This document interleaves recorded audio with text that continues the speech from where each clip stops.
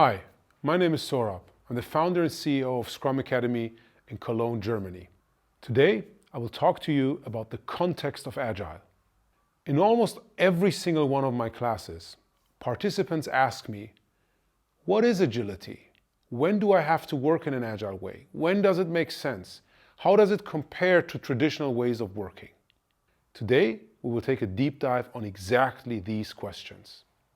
One of the models that I use in order to visualize this topic for myself, but also to explain it to others, is called the Stacey diagram. It's a fairly simple model. We have two axes. On the horizontal axis, we have the what uncertainty. What type of product are we going to build? On the vertical axis, we have the how uncertainty. How are we going to build that product? What kind of technology are we going to use? Based on these two axes, we can distinguish between four different domains of work. The very first one, at the bottom left, is the so-called simple domain. You could also refer to it as clear.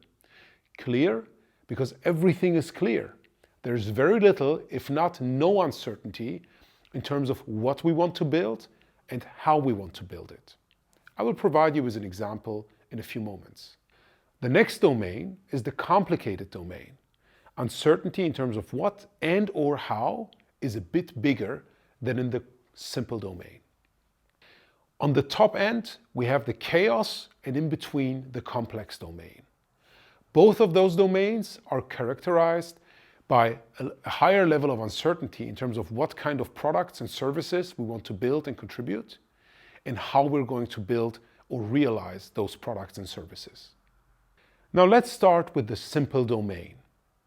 I'll give you a simple example. Imagine you're redoing your house or your apartment. And as part of that, you want to create a new bathroom. So you want to put new tiles on the floor. If you're like me, you have two left hands and you can't put those tiles on the floor yourself. So you ask an expert to join you, to come to your place, and you provide them with a view on the bathroom. So they take a look at the size, they take a look at the structure. And of course, they also take a look at the type of tiles you want to put on the floor. Then you ask them the most important question, which is, how long is it going to take and how much will it cost?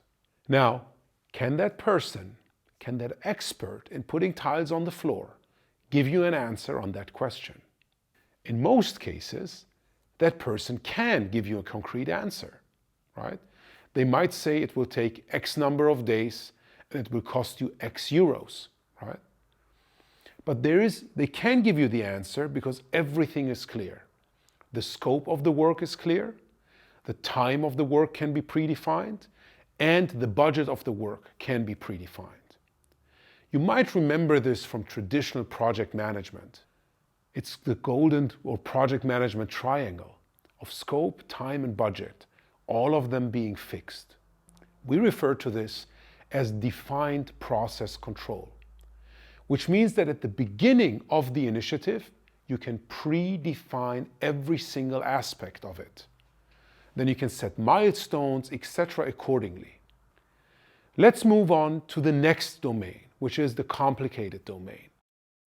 We will stick with the same example, we will just change one variable. Now imagine that expert comes to your place. You're still planning to do the same project, right?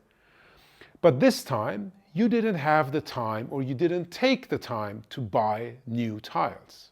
So the expert looks at the bathroom, they get a sense of the size, they get a sense of the structure, but as they don't see any tiles, can they really give you an answer on that ultimate question, how long is it going to take and how much will it cost? In most cases, that expert will give you one of those two answers. The first answer could be providing you with a range, right? It could go from X number of days till Y number of days. The other option is they will tell you it depends. Now, very naturally, your question to them is going to be, what does it depend on? The beauty about the complicated domain is that people can usually very well articulate what they don't know, right? The known unknowns. So they will tell you it depends on the type of tiles.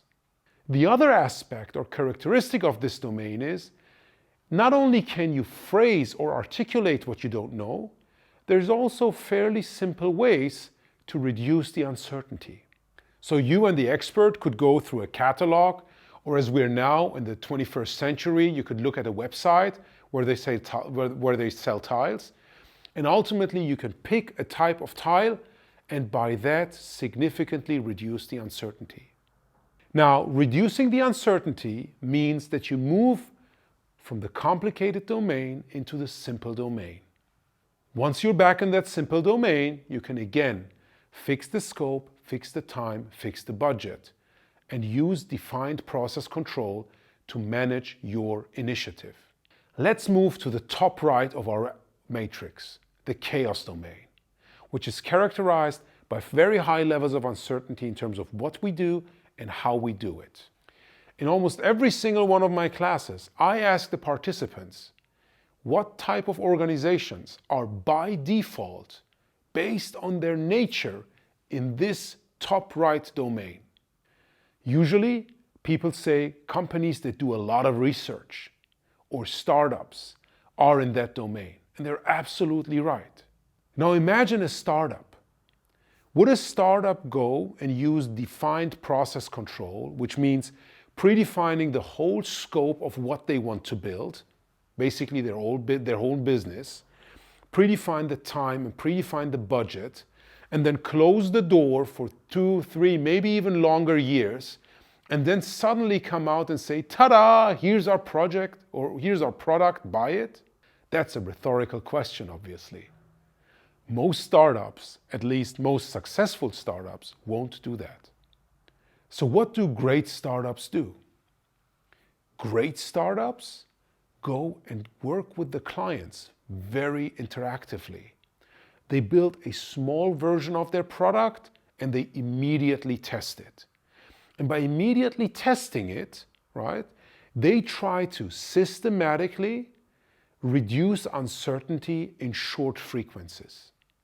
This staircase that you see now, a lot of people refer to this as inspect and adapt, or trial and error. In the Agile world, we usually refer to this as incremental and iterative. Incremental because we build small increments of our product, and iterative because we have frequent iterations with our clients.